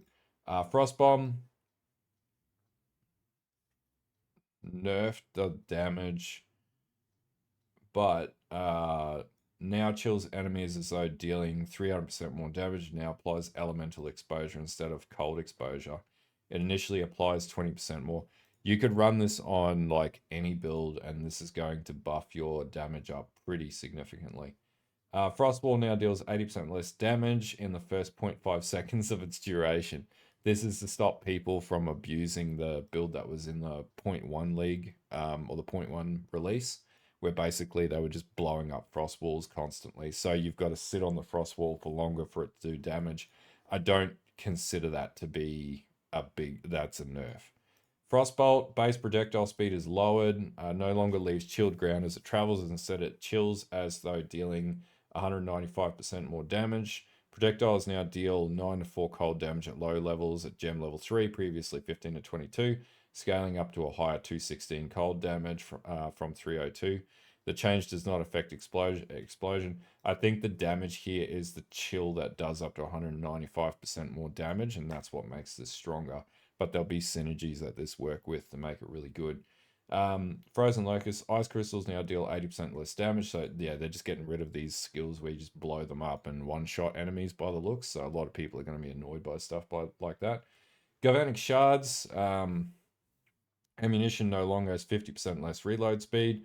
Now has 1 bolt loaded per clip, previously 5. Projectile attacks has been damage is now up to 54% instead of 31, while the beam attack is 272. So pretty big buff. Now fires 8 fragments per shot instead of 6, and has a mana cost that has been pretty decently lowered. Quality now provides +2 fragments per shot instead of bolts loaded per clip. That's actually been buffed. Gas grenade no longer has special behavior, causing it to detonate as soon as it stops bouncing. Instead, it strictly obeys this detonation time like other grenades. I don't know if that was jank that people were using. Glacial Bolt, Ice Crystals now 50% more area of effect if shattered. Ice Crystals now deal 80%. Yeah, okay, so they're still doing that. So it's not as effective as you think it is. I don't think it's that great. Glacial Cascade no longer consumes freeze on enemy to deal 350% more damage. It now consumes freeze on non-unique enemies to deal 150% and consumes freeze on unique enemies to deal 500%. It's very strong. Burst radius is now 0.6 meters from 0.5. Final burst is now up to 1.2 meters from 0.7. Overall, that's a buff. Hailstorm rounds, bolts now fall in an expanding circle rather than overlapping with each other. Now has an impact radius of 1 meter from 1.2. Base attack is up by 50% and increased field freeze build up too. So I would say that's a buff. Herald of Thunder, still locked to the weapon by the looks. Bolt impact's been reduced, so that's not as powerful. Hex Blast. Quality now provides up to 10% more damage per 1 second of remaining duration of removed curses. But also bearing in mind, like, there's no such thing as infinite curses or anything like that now, so that could be a little bit of a nerf. High velocity rounds no longer consumes fully broken armor. Instead, hitting a fully broken armor broken enemy will apply a debuff to that enemy, which causes your attack hits against that enemy to deal additional physical damage equal to 5% of the physical damage dealt by the high velocity rounds. That's probably a buff. Ice Nova can consume cold infusion. Everything's going to do that. Ice Shards now deal increased damage by nearly 2.5 times. Oh, damn. That could actually be strong. Incendiary Shot was one that I ran last week. Sorry, my nose always itches when I do these videos. Now has Ignites. You inflict with this skill, deal 200% faster, and also has 30% increased ignite duration for each pellet that hits the target. Now inflicts 300% more flammability from 100%. Quality now provides 15% increase. That's got a pretty massive buff. There's actually an Incendiary Shot Titan that uses heavy stun, and that's a really, really like attractive build to look at now. Those some big buffs. Incinerate's been reworked. Basically, as like a fuel mechanic. Has 12 stages from 8, which means arguably it could be stronger. And if you're using like Black Flame, that could synergize with it more. Seems to be 30% more damage per stage, but it's got 4 more stages, which means the higher end is going to be a higher amount of damage. It does look like it's got a pretty significant gem level increase. So high end damage is 778 versus 470 at level 20. So that means it's not quite double the amount of damage, but that's a very big buff. So Incinerate is way better. And that'll probably scale better in the early game. Yeah, it does. It scales way better in the early game now as well. So it's 122 versus 190. So the base damage of that's going to be good. That's actually probably going to be a really good league starter build. to go with if you use the Pathfinder setup with that. Infernal Cry now empowers 1 attack per 10 enemy in the range, counting up to 50 power. Previously 1 attack plus an additional attack per endurance charge. Yeah, this makes more sense. This is basically how Warcries work in Path of Exile 1 with power stats. It no longer has up to 38% increased Warcry speed. And it looks like previously 5% per 5 power of enemies in range up to 100% was the additional fire damage. So this has been reduced. There's a slight reduction in the combust as well from the Infernal Cry, though it now deals significantly more damage at gem level 20 at gem levels past level 20. So it has an exponential or a multiplicative scaling factor. Now allows you to expend an endurance charge to bypass the cooldown rather than consuming endurance charges to empower additional attacks. Okay, so you can drop it more. Killing Palm now grants 1 power charge when culling a normal or magic monster, 2 when culling a rare, and 3 when culling a unique. Lightning Bolt, now correctly typed as a trigger skill. It means it no longer scales off of increases and reductions to trigger skill damage as well as other similar stats. It will scale off of those stats. Also means it will no longer be capable of generating energy to trigger another skill. That could be strong. Lightning Conduit no longer consumes shock, but has cooldown. Base damage stats nearly double, and the upper end is double. So that's doing a lot more damage than what it did previously, and it doesn't require constant shock uptime. So you could run it a lot more frequently and just like 1-2 punch nuke stuff. Lightning Rod, nothing major there. Lightning Spear now fires 5 secondary bolts at all levels instead of 3 to 8. So that's 3 less. So that's a big nerf. No longer deals more damage when consuming a frenzy charge. That's a very big nerf. That makes sense that they would drop that. It's still going to be powerful. Like, it's not saying that it's not going to be powerful. It's just going to be less powerful, but people are still going to probably abuse this. That being said, though, that the Tangle Tongue that was used with this has been nerfed, and we'll talk about that soon. The crit percentage, the base crit, has been reduced from 20%. We'll talk about the actual items soon. Living Bomb, it now explodes upon dealing sufficient damage to the enemy or just killing it. Has an increased duration of 5 seconds from 2.5, so it's a buff. Magma Barrier, this one's the big change. So if anyone knows who Lext is, he made a Magma Barrier build in 0.1. Now increases your chance to block while active. Also, you no longer have a window. It's used to be where you have to like block within a window. Now it's your next block with a shield raise will spray out lava when you block. So basically, and it grants you an endurance charge. Also grants plus 25% increased block chance, and the base damage is lower, but the upper end is higher. So I think this got a nerf in 0.2. This is actually very strong if you scale this up because it is a spell skill. So if you scale this up and get this up into high end and then trigger this with like shield wall and stuff like that, Magma Barrier is incredibly strong as a defense skill with defense stats going up as well. Being able to scale shields up and things like that. This is actually arguably with Trample Toes a very strong build again. So I'm going to put Magma build up there in like the S tier sorts of builds. Mana Drain now leeches more mana by almost times 4. Yep. Mana Remnant. What's this? Now grants up to 281 mana at gem level 20. So that's a buff. Mana Tempest. Oh my god. Now has a minimum gem level 7 from 9, so you get this much earlier, so you get more damage 2 levels earlier, which is pretty significant in the campaign. Molten Blast now steps back and does increase damage. This is really good. This is actually a very strong skill, especially early on, but the constant need to move forwards made it a really not fun skill to play. But it now inflicts 200% more flammability and has 100% more ignite duration. I think this will actually be pretty good. And to be honest with you, you could play this on the Deadeye and use it to scale projectile damage. and this would be very strong. So this is pretty good. All the storms now triggers from casting any spell in its radius. It now creates a lightning infusion remnant. Again, we're just at that remnant stage of stuff, but its base damage is much higher too. Overwhelming Presence and Withering Presence are now described as aura skills with an aura tag. Perfect Strike.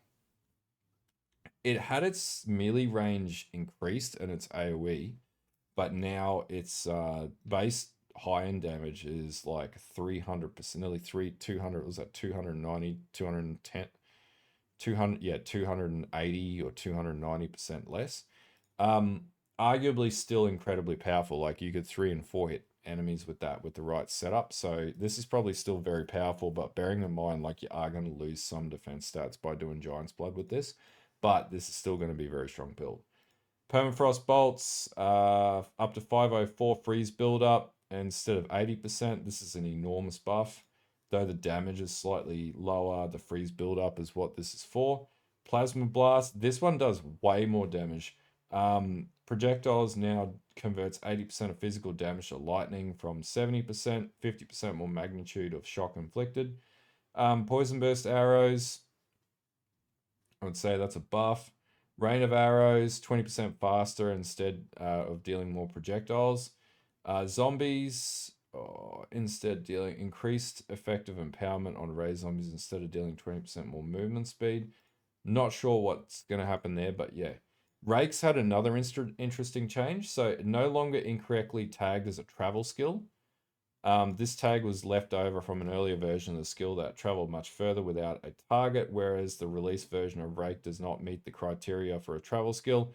Please note that this was not a balance motivated change. Consistency is the primary goal of the gem tag, and we would have nerfed the Rake plus Stomp ground interaction in a different way instead if it was appropriate for Rake to retain the travel tag.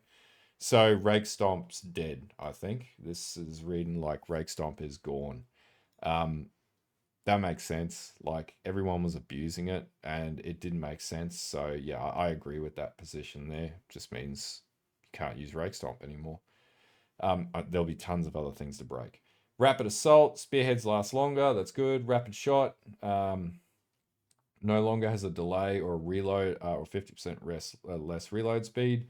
Overall damage appears to be double. So Rapid Shot's actually much better.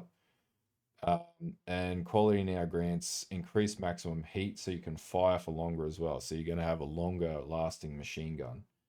Roller mount now grants 15% increased movement speed while mounted. However, now grants 80% less movement speed penalty while using the skill. Previously 100%, approximately cancelling out the bonus while using a skill.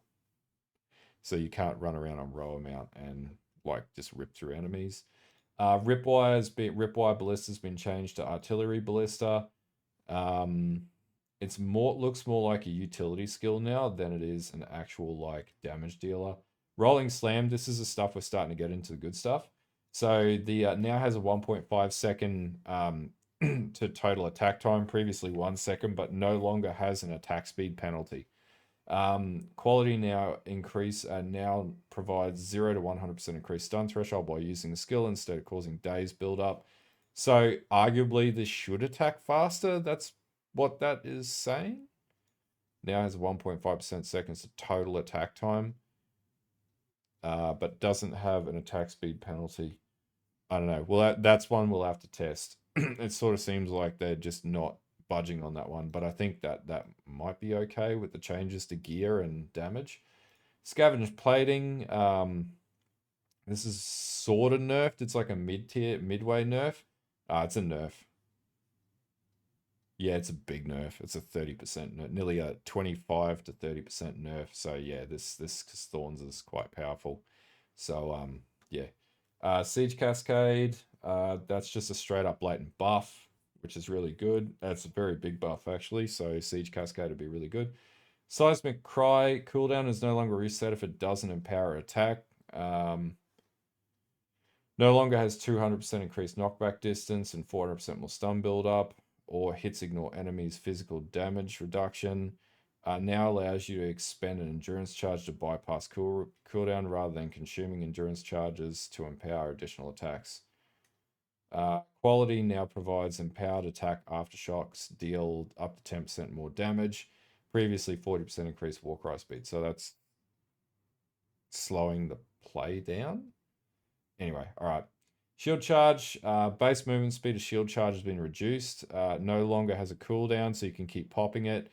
Now has a base attack time of 0.6 from 0.5, so it's a nerf. Now deals up to 100% more damage based on distance traveled. Area of effect is significantly reduced by almost an increment of, what's that, 2.5, something like that. So that's a pretty big nerf. While the collision now deals 217% attack damage from 906. Yeah, so we're not going to be doing the dot shield charge builds anymore. It's probably dead. The bleed shield charge blood mage is probably gone. Quality now provides up to 40% more damage, but really it's just a mobility skill now, or to crash through shield wall, which is the next skill. Curvature has been reduced. Wall is now approximately 40% longer by default. Now has a base explosion radius of 4 meters, previously 3, and additionally damage enemies in close proximity to the wall in all directions when exploding. You can now use shield charge to bash straight through the wall. I think this is fantastic. That's going to be cool. When the wall is destroyed by your own skills, the entire wall is destroyed at once rather than only nearby segments. However, this can only deal damage to each enemy once. Now has a 235% attack damage gain, which is a nerf, and now has 100% more damage if destroyed by your skills. Now deals 80% less damage if destroyed by enemies. Yeah, so they're trying to really like say that you've got to be in the fight for a bit longer. Look, that could be good. You could scale that up with, I think it's not a spell. You could scale that up with physical melee skills, I think. I can't remember with Shield Wall. But anyway, that could be really good, but we'll just have to test it. But I think this is like they're trying to like tell you should be shield charging through stuff. Anyway, shock burst rounds, they've been nerfed by 15% just across the board by the looks. Shockwave totems, that's nerfed. Yeah, while the Jagged Ground Eruption now deals 237, it's nerfed and buffed at the same time. Doesn't have a physical tag, so that means that getting gem levels out of it may be harder. Siphon Strike shockwaves now take size of monsters into account. Skeletal arsonist. Someone's gonna go me for saying it like that. Fire damage equal to 8% of minions' maximum life from 12% to nerf. And can now target minions with 1096 life or less, previously 913, so it's a buff. Attacks more enemies, but yeah. Explosive Demise is now an attack instead of a spell, dealing 300% more damage. That could be better, I'm not sure though. A skeletal brute has Shattering Roar, which is a war cry that intimidates enemies, and now it has a Frost Explode as well. The clerics as well are potentially more powerful, and revived skeletons are immune to damage for up to 3 seconds. That's good. Frost Mage as well gives ice armor to enemies nearby. That's a buff. Skeletal Sniper. Gas arrow cooldowns buffed by 25%. Now deals 80% attack damage from 70%. So that's a slight buff. Storm Mage, Deathstorm now deals higher damage, so it's better. That's a buff. Snipe, don't really care about Snipe, but it looks like it's got a much bigger explosion now deals up to 1092% damage from 343, so this has been buffed. Solar Orb no longer has a mana cost. Pulse now deals, we don't really care about that because you wanted the exposure. The Ignite now ignites as though dealing 866. So it's got a slight buff, no mana cost, and you used it to do like fire exposure or whatnot. So this is actually pretty good. So I'll be using this on pretty much any fire build to drop on the boss before hitting them. Spark can now be cold infused. That's basically no change of Spark because the passives that go into it have been buffed. Spirit Solaris, initial hit now deals 29% less damage, while the pulses now deal 50% more. The ignited ground now gains up to 100% increased radius based on the lifetime of the spear, and 60% more damage, 67% more damage. Yeah, I don't know about that one. Could be okay. Spear field, the longer the spears are in the ground now, basically they do like 4 times the amount of damage, up to 204%. They're already very powerful as well. It no longer has an unintentional hidden 300% more damage after 0.5. Okay, so it is nerfed. Because basically, as the enemies would get pushed or knocked back over the spears, you would do a stupid amount of damage and just murder things. So that's now nerfed. So people who are abusing Spearfield in 0.2, it's gone. It's still going to be strong, but nowhere near as strong. Stormwave now hits additional targets slightly to either side of the character. It's a buff. Stormblast bolts, buff for 70% versus 388. Increased duration. Sunder no longer has a 0.9% second to attack time. They also reduced its attack speed. There no longer consumes fully broken armor to guarantee a crit. It inflicts sundered armor or fully on fully armor broken targets, inflicting an additional 20% increased physical damage taken for a duration, adjusting the damage area to more closely match the visual effects. I don't know if that's good or bad just yet. That doesn't look like it's good. It looks like you potentially can attack faster, but yeah, it's not going to be as like huge hitting. They did rebuff Supercharge Slam. So it's got an that's they're just moving decks on the chair. They're moving deck chairs on the ship. So attack damage is now up to 254% from 156. So it's got nearly 100% increase or 98% increase. Now has 40% more damage with hits for each stage, previously 60%. Arguably, I don't know what the stage cap was on that. That may not be better. But we'd have to test that. Temper Spell quality now provides 3% more damage per hit the active bell has taken instead of the bell is destroyed after 1 to 2 hits. So that's a buff. Looks like a buff. We've still got a few to go. Temporal Chains, you can now use it at level 7. Now has Curse slows target by up to 59% from 28. So that's actually a big buff. Thunderous Leap now provides 30% chance to leave shock ground when detonating spears instead of 0.5% mid shock radius. Look, that's a benign change. It's still a strong build.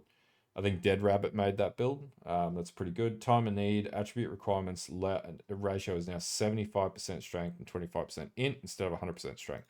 That's actually a good change, plus the overall reduction in the requirements attributes as a general rule of thumb. Toxic Growth looks like it's got an attack damage increased from 42% to 100%, so that's buffed. Trinity now applies to all elemental damage instead of elemental attack damage, which means you can use Trinity with spells. Now, quality now grants skill speed instead of attack speed. Yeah, so you can now use Trinity with spells. Unearth can now be used on dead skeletal reviving minions once per death to create a bone construct. So you can use your own minions' deaths to spawn unearthed minions, and you could have a bigger minion lord army. Vaulting Impact now allows you to jump over enemies and small amounts of terrain.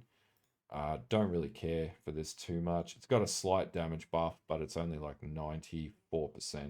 Volcanic Fissure, this got significantly changed in the reveal. So basically you get 2 branches that emerge. The length of the fissure is now affected by area modifiers.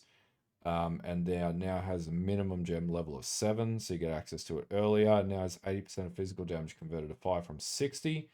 And slight damage decrease. Aftershocks cannot trigger more than once every 0.2 seconds. Quality now provides a 20% chance to cause an aftershock. Allied slams now trigger volcanic fissures, so you can use your buddies to you can trigger the fissure and then have your buddies hit the ground. Re-triggers are now treated as aftershocks and will scale with aftershock specific effects, including the points in the tree. So that makes it not too bad. Voltaic Grenade now applies electrocution. Overall damage is, wow, that is like nerfed heavily, almost by half. Vulnerability, that's buffed, so that's better. War Banner, buffed 25% more attack damage from 5 to 6%, 50% increased accuracy. This is hugely now grants 25% attack speed. That's insane. That's amazing. All right, so that's really good. You're pretty much going to want run. You're going to want to run at least one banner on every single thing that you run. It's really good. Wave of Frost, benign change, whirling slash, just fix the movement. Whirling lance, collapsing whirling lance deals more 20% more damage. There's more whirlwinds, but I'd say that glitch that existed last league with whirlwinds is no longer there. Wind Serpent's Fury no longer causes shockwaves when enemies are hit into walls or large enemies. Quality now provides 30% more knockback. They're not saying that the Frenzy Charge stacking build is no longer viable with that, so it might actually still be viable to abuse. Wind Blast now dazes on hit instead of causing daze buildup, equal to a percentage of physical damage dealt. So that's a buff. Updated description of Raging Spirits to clarify that the Flaming Skulls do not follow player commands as they're busy raging. Yeah, okay, it's not a big thing. No other real changes here. Like that's all. There are nerfs in here, right? Not pulling it to one side, but remember we're getting gear buffs, we're getting gem buffs, we're getting base damage buffs, we're getting attribute buffs, we're getting mana cost buffs. So and we're getting defense buffs. So all those things where you have nerfs in here balance out at the end of the day because your kit is more complete versus just trying to front load damage, which was one of the problems with the game in point 1 and point 2, where you'd try and do high octane damage. Probably say those builds, like there's still be like 1 or 2 shot builds for Ubers and stuff like that, but they're going to be a little bit harder to come across now because they've really hit a number of the things that just explode and like fully kill enemies and stuff in one hit. Okay, unique item changes. Beer's Anguish, that was that build that was getting abused. That's been totally changed. Ignites enemies as though dealing fire damage equal to 500% of your life. No longer ignites enemies in presence on use, but creates ignited ground when used, which is different. Didn't really pay much attention to this. Boots of Allure now provides 30% increased reservation, which is just for increased reservation efficiency of skills which create undead minions. Existing items, yeah, that's pretty good actually. Now it has 5 to 15% increased movement speed. So they're starting to realize that mobility is a big issue. So yeah, that's a good change. Don't really care about that. Don't really care about that. Don't really care about that. Nerf to Meligaro's Veracity unique gloves, so it's now 250% crit damage bonus. No one's gonna brick their legacy item. Tangle Tongue. So the base crit chance is from a high point of 20% to 8% cap. So that's a very big nerf. So that basically deals with Lightning Spear. Basically, every build was running Tangle Tongue, which was running spears. So yeah, that's going to annoy a lot of spear players. Yeah. Whispering Ice's stuff inflicts cold exposure on hit. That's actually Whispering Ice builds may actually be really cool. Yeah. Zoph's Blood Amulet. Enemies in your presence have fire exposure. Now applies elemental exposure instead. Following items cannot drop. This is upsetting. Inferno Clasp is currently no longer able to drop. Forbidden Gaze no longer drops. Thunderstep. The Wailing Wall is a bit of a lame item. The Fallen Formation, don't even know what that is. Wayland's Stake. The Deepest Tower, my favorite item ever put in a Path of Exile, has been taken back out of Path of Exile, which sucks.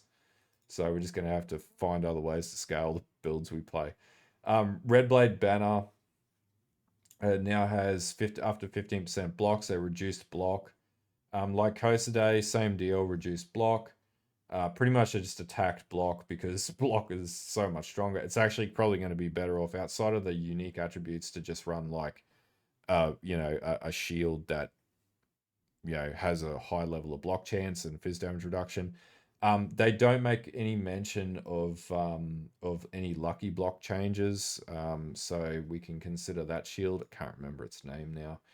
I've been going through this for a few hours now. Yeah, we can consider that shield's still in effect. The Savalan, sorry, yeah, that shield's still going to be very powerful because the lucky block's still going to take you over the cap, most likely. Item changes. There's some other item changes here. So distilled emotions, don't really care about that. The big ones are where they've changed base items. So the following omens, yeah, so they've just removed a stack of omens that were ridiculous. Changed some of the talismans. Modifiers to martial weapons now roll up to plus 25% crit damage bonus from 39. That's a nerf. War pick, battle pick, strife pick, and one-handed mace and pick one-handed mace. Implicit modifiers are now 5 to 10% increased critical strike. Oh, that's a nerf. What? Implicit modifiers for construct hammers, structured hammers have 40% chance to daze on hit instead of build up. Reduced number of increased block modifiers on shields from 7 to 3. Damn. The highest tier modifier now has up to 30% increased block from 81. Shit. All right, that's not good. That's a pretty big nerf. It looks like they've dropped the iron runes, so they've cut damage down to compensate for skills they've added into the game and supports. 3%. So the Jiquani now gives you 3% increased max life from 2% on all armor. So that's a buff.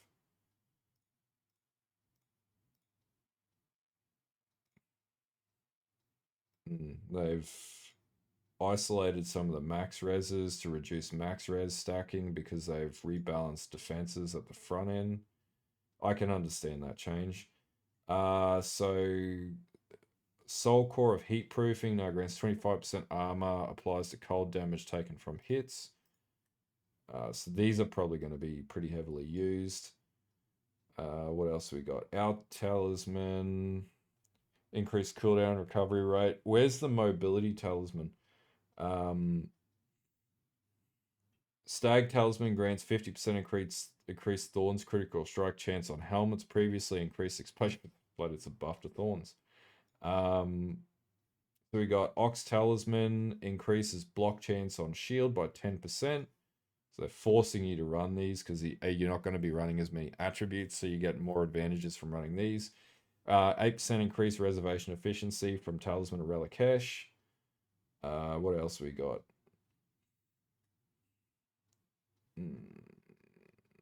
Increased crit chance. Wands. Scepters. Lesser Depth Rune now correctly provides +6 when socketed in a martial weapon instead of +5. Weapon speed, duels, corruption modifiers can no longer roll because weapon switch speed's been removed. So you just basically automatically switch weapon now instead of having switch speed. And the rest of the changes are pretty benign. We're obviously getting, they're fixing up things like a whole heap of other bugs and stuff like that. They've got updates here.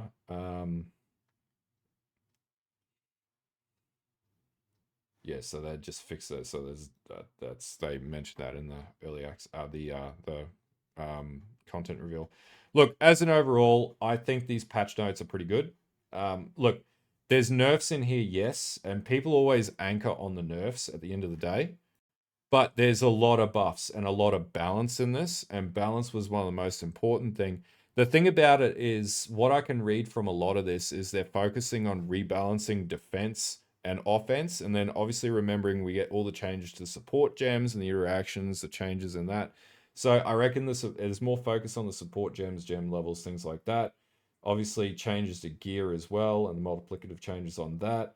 We also have the essentially the veiled mods coming into the game. I can't believe I was so bang on the money with that. Just around the reference to Coolamak. The desecrated mods, I think they're called. Look, the big benefit of those abyssal mods that are coming into the game is that like we're going to get access to even more power from that because that's an end game crafting mechanic at the end of the day. And then not to mention all the other stuff that they haven't featured in these notes. Let's just hope for our sake they haven't touched things like loot drops again. They just leave it as it is. But I think as an overall patch note, it's pretty good. I'm really happy. I think there's a lot of content being added to the game. Big things here: trade, in-game expansion, overall skill balancing. Basically, every skill is getting more base damage increases and lifts ups. Outside of those skills that need a little bit of a nerf. This is just an overall good move in the right direction. They also did make a mention, I think, like at the very bottom, that Act 3, basically all monsters are getting a 15% reduction in life as well. They had it down in monster changes. So basically, they win. Yeah, Act 3 bosses, the life of most Act 3 bosses have been reduced by 15%, which will include the Cobra boss and Doriani, stuff like that, most likely.